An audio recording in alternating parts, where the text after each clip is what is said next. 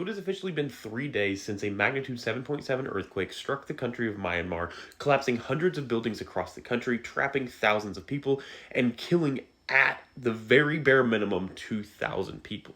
And countries from around the world, including Russia, China, Japan, South Korea, all of those have gathered heavy equipment, search and rescue teams, aid of all sorts, and sent it to Myanmar to help with the people there, to help with search and rescue, to help give people shelter and food and clothes. Many of those countries are global superpowers, but one global superpower is noticeably absent. The United States has sent exactly zero aid to Myanmar since the earthquake happened. Now, this is notable because the United States, by far, has the best search and rescue teams, the best heavy equipment, the best movement of those search and rescue teams and heavy equipment, the best providing of aid across the world, because we have invested in it to make the world a better place, to help people in the aftermath of disasters.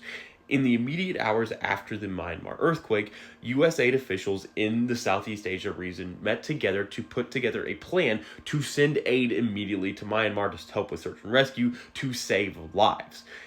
In the hours after they met, all of them received termination notices from USAID when USAID was effectively ended.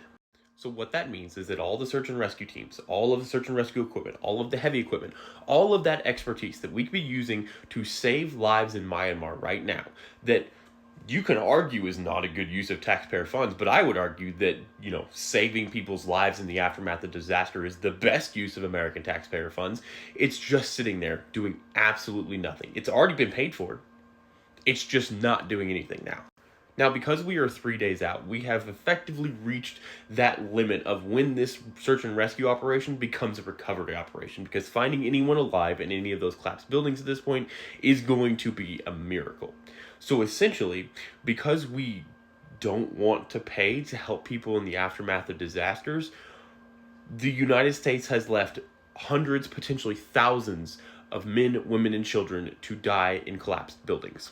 The United States was founded on being a beacon of hope, a beacon of understanding, a place where you could look and see people leading from the front lines to make the world a better place. And we've decided over the last 4 months that, fuck it, we don't want to make the world a better place as long as we can save a buck.